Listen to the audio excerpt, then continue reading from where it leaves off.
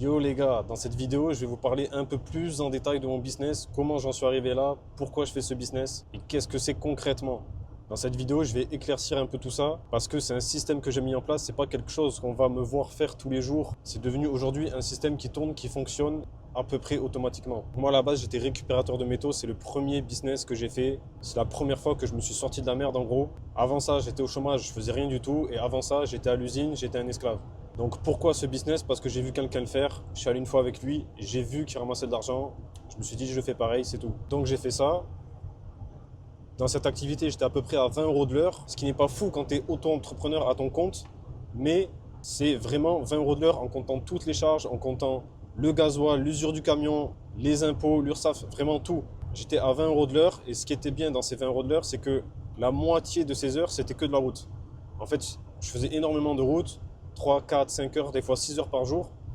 Donc prendre 20 € net de l'heure, où la moitié du temps, tu es au volant de ton camion, au chaud, c'est bien confortable, tu peux écouter des podcasts, tu peux passer des appels, tu peux faire plein de choses en même temps. Donc vraiment, j'ai adoré ce business. Donc je faisais à peu près 200 heures par mois en moyenne, et j'arrivais à générer cet argent juste avec un téléphone et le bon coin, et sans aucune prospection. Si je reprenais cette activité avec ma mentalité d'aujourd'hui, je pourrais multiplier par 4 mon taux horaire facile. Du coup, j'aimais bien ce business, mais je me disais, en fait, je vais juste travailler 10 heures, 12 heures par jour, peut-être je vais arriver à 10 000 € par mois, mais je vais travailler toute ma vie quand même. Donc j'ai commencé à réfléchir comment faire le plus intéressant dans ce business-là, ce qui me rapporte le plus, en fait, comment augmenter mon taux horaire finalement. Comment travailler moins et gagner plus pour avoir plus de temps libre, pour être ouvert à des opportunités. Parce que quand tu es tout le temps en train de travailler, tu vas pas avoir d'idées, tu vas pas avoir une vue d'ensemble, tu vas pas voir les choses de façon à te développer. Et d'ailleurs, ça, c'est un piège que j'ai évité. Donc j'ai arrêté, j'ai vendu mon camion, j'ai arrêté de travailler alors que ça fonctionnait très bien. Et je savais pas du tout ce que j'allais faire. Mais je me suis dit, si je continue, je vais juste courir après l'argent. Et en fait, c'est comme l'usine, sauf que je gagne 4-5 fois plus. Et moi, mon but, c'est d'être libre. Donc, j'ai arrêté cette activité qui marchait très bien pour m'ouvrir à des opportunités. Et moi, j'étais un crypto convaincu depuis des années. Avec ce business, j'avais pu réinvestir. Parce que avant, quand j'étais à l'usine, j'avais acheté des cryptos, mais j'avais tout perdu parce que je ne savais pas me gérer. Donc avec ce premier business, je suis devenu sérieux, j'ai réinvesti.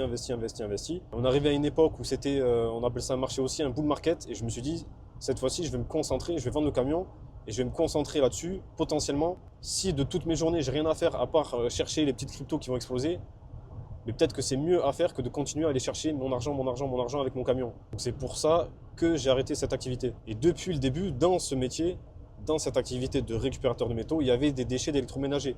Donc il y avait des appareils électroménagers qui étaient jetés parce qu'ils étaient en panne. Donc je me retrouvais souvent à en récupérer. Et très vite, l'idée m'est venue qu'il y avait des pièces à l'intérieur de ces machines et que les pièces, elles marchaient. Et que si la machine est en panne, potentiellement, il y a une pièce qui ne marche pas et les autres, elles marchent. Admettons, s'il y a 10 pièces, bien, il y en a peut-être une qui est en panne et les 9, elles marchent. Donc je me suis dit, je peux avoir toutes ces pièces gratuitement et les revendre. Je me suis dit, ça peut être une bonne idée. Et personne ne faisait ça, évidemment. Et donc j'avais cette idée, j'ai pas essayé. Et un jour, je me suis dit, putain, il faut que j'essaye, c'est pas possible. Il faut au moins que j'essaye. Et j'ai commencé à mettre des annonces pour voir. C'était pas fameux, mais j'ai réussi à vendre une pièce ou deux. Donc je rajoutais ça à mon CA, quelques centaines d'euros de plus. Mais quand même, je me disais, il y a un potentiel plus grand. Il y a un potentiel plus grand, ça peut se développer. Du coup, dès que je ramassais de l'électroménager, je mettais les pièces dans un sac. Je notais la référence, je mettais ça de côté. À force d'en récupérer tous les jours, je me suis retrouvé avec des centaines de pièces. Et du coup, quand j'ai arrêté cette activité, il me restait ces pièces-là. Et à ce moment-là, je me suis un peu reconcentré, comment les vendre efficacement. Et là, j'ai commencé à avoir une petite rente de 1 000 € par mois. Mais ces 1 000 € par mois qui rentraient, j'avais rien à faire, à part envoyer les colis. Donc quand j'ai arrêté cette activité, j'ai vendu le camion. C'était un peu comme mon chômage, je vendais ces colis, enfin je vendais ces pièces, j'envoyais les colis. Ça me prenait 20 minutes par jour, une demi-heure par jour, et j'avais mes 1 000 € par mois qui rentraient. Donc à ce moment-là, j'ai cherché un peu ma voie. Finalement, dans la crypto, il n'y avait pas grand-chose à faire. Donc je suis resté ouvert à des opportunités. Mon capital d'investissement crypto, il avait explosé. J'ai pu dépasser les 6 chiffres et donc c'est pour ça que je me suis expatrié à Chypre. Et donc pendant environ un an, je ne savais pas trop ce que j'allais faire. J'avais cette rente de 1 000 € par mois, j'avais mon gros capital en crypto qui me permettait de vivre. J'ai pris du temps libre pour moi, j'ai pas mal travaillé sur moi-même, sur ma mentalité. Et au bout d'un moment, tout est devenu clair. Ce business de pièces d'occasion, c'était un truc de fou. Il fallait que je le développe et c'est tout. Donc finalement, c'est devenu mon activité principale. Je suis déclaré à Chypre dans l'e-commerce pour la vente de ces pièces. C'est exactement le business que je propose dans mon programme Unblock. C'est ce business qui permet de générer un SMIC en une semaine de temps tous les mois. Et ça, c'est vraiment un minimum. C'est vraiment pour aider les personnes à se débloquer d'une situation, à avoir leur premier business. Et c'est quelque chose qui peut se développer beaucoup plus. Donc moi, aujourd'hui, ce que je fais concrètement, plus grand-chose.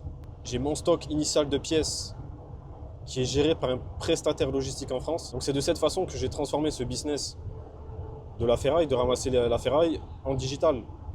J'ai ramassé ces pièces-là, j'ai vu que je pouvais les vendre, et après, j'ai trouvé des solutions pour m'en procurer, pour les vendre efficacement, et surtout pour ne pas être imposé dessus en France. Et c'est justement ce qui peut être intéressant pour les personnes qui rêvent de voyage, qui rêvent de s'expatrier, qui rêvent de liberté. C'est aussi un business qui peut permettre cela quand il est développé à son maximum. Parce que le prestataire logistique, justement, lui, il travaille avec plein de grandes marques et des petits entrepreneurs comme moi. Donc cette solution logistique, déjà, ça te permet d'avoir un coût d'envoi sur les colis qui est minime. C'est-à-dire que eux, en tant que professionnels qui envoient du volume, ils ont des prix sur les envois Chronopost, sur les envois Colissimo. Donc au final, le coût de ce prestataire, ça revient quasiment au même que quand tu envoies toi-même tes colis, sauf que là, tu n'as plus à les faire. Et le gros avantage pour moi, c'est que sans ça, je ne pourrais pas être déclaré à Chypre fiscalement pour cette activité-là. Parce que grâce à cette prestation, je ne travaille pas en France. Je n'ai pas d'établissement stable en France. Les pièces arrivent là-bas et partent de là-bas. Ce n'est pas moi qui travaille. Ce n'est pas un employé à moi qui travaille. C'est un prestataire indépendant.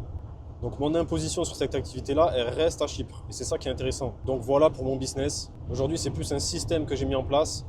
Je suis beaucoup plus occupé sur des nouveaux projets, à faire d'autres choses. Mais concrètement, c'est ça qui me permet de vivre.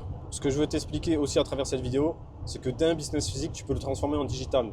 Et ça peut marcher dans n'importe quoi. Je te donne un exemple. Toi, tu es maçon. Tu dis, je peux pas, je suis obligé d'aller travailler de mes mains, ou d'avoir des ouvriers, d'être sur place. Non, tu peux faire de la mise en relation. Trouver des chantiers pour des gens, être payé pour ça. Ou peut-être que tu vas gagner moins au début.